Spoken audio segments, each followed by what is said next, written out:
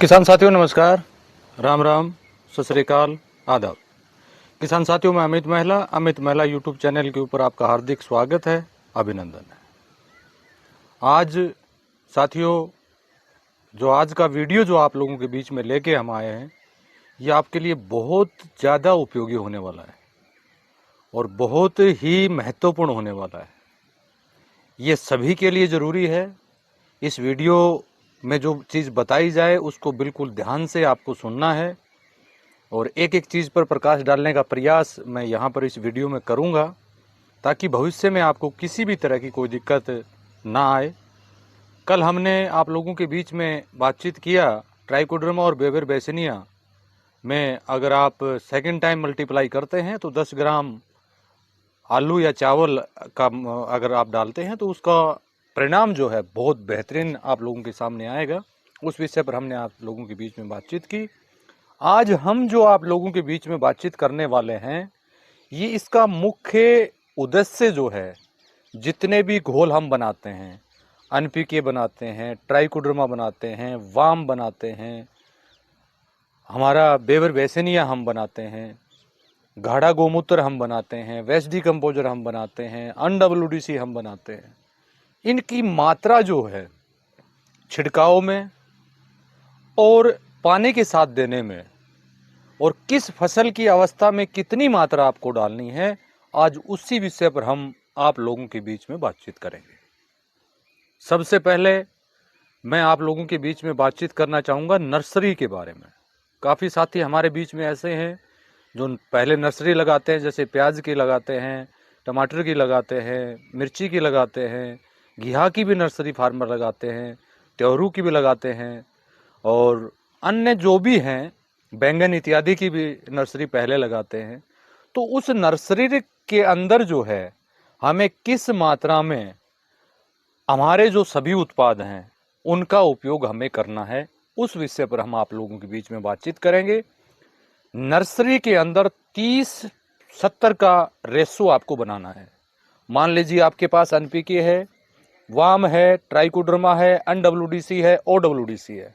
इन सभी का मिश्रण 30% आपको लेना है और 70% उसके अंदर आपको पानी मिलाना है और फिर उसका फोलियर स्प्रे आपको कराना है। आप देखेंगे कि बेहतरीन परिणाम आपको साथियों मिलेगा। दूसरा, पानी उसमें आप चलाते हैं, पानी के साथ में मान लीजिए वहां 10 लीटर पानी अगर लग रहा है, फॉर एग्जाम्पल बता रहा हूं मैं आपको, उस नर्सरी के अंदर 10 लीटर पानी लग रहा है तो उसके अंदर 50% घोल आपको लेना है और 50% जो है पानी उसके अंदर आपको मिलाना है, जो जड़ में आप देने का साथियों काम करते हैं। सबसे जरूरी चीज है नर्सरी के अंदर फोलियर स्प्रे में 30-70 का रेशो आपको लेना है और पानी के साथ 50-50 का रेशो साथियों आपको लेना है। अब अन्य क्रॉप्स की अगर हम बात करें, कोई भी क्रॉप आपने लगाई है, बाजरा है, ज्वार है और अन्य कॉटन है या आगे लगाने वेजिटेबल लगाने वाले हैं आप, वेजिटेबल का समय आ गया, धान लगाने वाले हैं आप, मान लीजिए आपकी क्रॉप 15 से 20 दिन के आसपास की है, क्योंकि 15 दिन के बाद जो है आप उसमें छिड़काव करवा सकते हैं। 15 से 20 दिन के आसपास की अगर आपकी क्रॉप है या 1 माह तक की क्रॉप है तो उसमें 30-70 का ही रेशो आप रखें। 30% सभी सोल्यूशन आपको लेना है, 70% उसमें पानी मिला के छिड़काव आपको करवाना है। यहाँ पर पानी के साथ में जो है वो आप 100% चला सकते हैं, जैसे ड्रिप इरिगेशन करते हैं या फल्ड इरिगेशन जो आप करते हैं, प्रति एकड़ 200, 300, 400 लीटर जितना भी आप डालना चाहें, सभी का इकट्ठा सोल्यूशन मदर कल्चर बनाने के बाद जो सिस्टर कल्चर आप बनाते हैं वो पानी के साथ आप चलाने का काम साथियों कर सकते हैं। उसमें बहुत शानदार बेनिफिट आपको मिलेगा। यहाँ पर दूसरा सवाल यहाँ पर ये आता है कि जब आपकी क्रॉप 1 माह को क्रॉस कर जाती है और अंडर 2 मंथ के आसपास की अगर रहती है तो उस समय जो है आपको 50-50 का सोल्यूशन आपको लेना है। 50% सभी सोल्यूशन और 50% उसके अंदर पानी मिला के छिड़काव आपको साथियों करवाना है। जब आपकी क्रॉप 2 माह से अबो चली जाती है तो फिर आप 70-30 का रेशो आप ले सकते हैं। 70% सभी सोल्यूशन आप ले सकते हैं, 30% उसके अंदर पानी मिला के छिड़काव आप करवा सकते हैं। जब आपकी क्रॉप 4 माह के आसपास की अगर हो जाती है तो आप उसके अंदर 100% सोल्यूशन का छिड़काव आप करवा सकते हैं, किसी भी तरह की कोई समस्या आपको नहीं आएगी। लेकिन यहाँ ड्रिप इरिगेशन, फल्ड इरिगेशन में 100% आप डालिए, 200, 300, 400 लीटर जितना भी आपको डालना है। तीसरा पार्ट इसमें बागवानी का है। जैसे बागवानी आपने आज लगाई है, बागवानी में पौधे का सही जमाव जो है 20 दिन के आसपास हो जाता है, 20 दिन के बाद उसमें फुटाव स्टार्ट हो जाता है। तो वहां पर आप जो है 50% रेसो आप ले सकते हैं, 50% सभी सोल्यूशन, 50% उसमें पानी मिला के आप छिड़काव करवाने का साथियों काम कर सकते हैं। और पानी के साथ रेसो जो रहेगा वही 100% आपका रहेगा।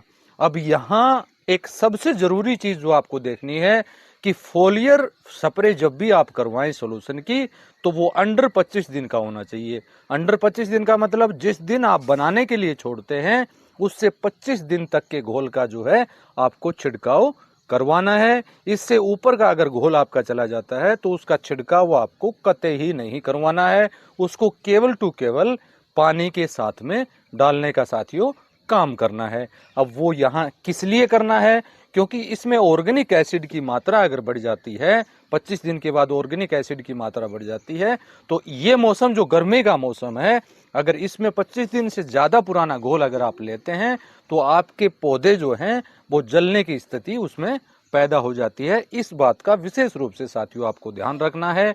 और घोल जो भी आप बनाएं, आप चाहे मदर कल्चर बनाएं या सिस्टर कल्चर बनाएं या उसी मदर कल्चर को डिवाइड अलग अलग भी आप काफी साथी हमारे बीच में ऐसे हैं जो सभी सोल्यूशन अलग अलग बना रहे हैं, किसी के साथ इकट्ठा नहीं बना रहे हैं। वो मदर कल्चर भी अलग बना रहे हैं और तो उसका सिस्टर कल्चर भी, हमारे कुछ साथी, काफी साथी कह सकते हैं जो मेरे पास जो नॉलेज है, वो सभी का सिस्टर कल्चर भी अलग अलग बना रहे हैं। तो मैं उनके लिए बहुत बहुत उनका धन्यवाद करता हूं और उनको बेनिफिट भी सबसे अलग मिल रहा है, ये भी कन्फर्म है। तो ऐसे साथी जो हैं वो फायदा भी ज्यादा उठा रहे हैं, क्योंकि वो इतनी मेहनत कर रहे हैं, पहले मदर कल्चर बना रहे हैं, फिर उनका सिस्टर कल्चर बना के अलग अलग भागों में जो है उनको देने का साथियों काम कर रहे हैं। अब यहाँ जो इश्यू सबसे बड़ा जो हमारे पास आएगा वो आएगा इको फंगी का। इको फंगी को जो है हम किसी भी उत्पाद के साथ उसका छिड़काव हमें नहीं करवाना है, इस बात का विशेष रूप से आपको ध्यान रखना है। और इको फंगी का जो छिड़काव है नर्सरी के अंदर जो है 20-80 का रेशो आपको लेना है। 20% इको फंगी और 80% उसमें पानी मिला के आपको छिड़काव करवाना है।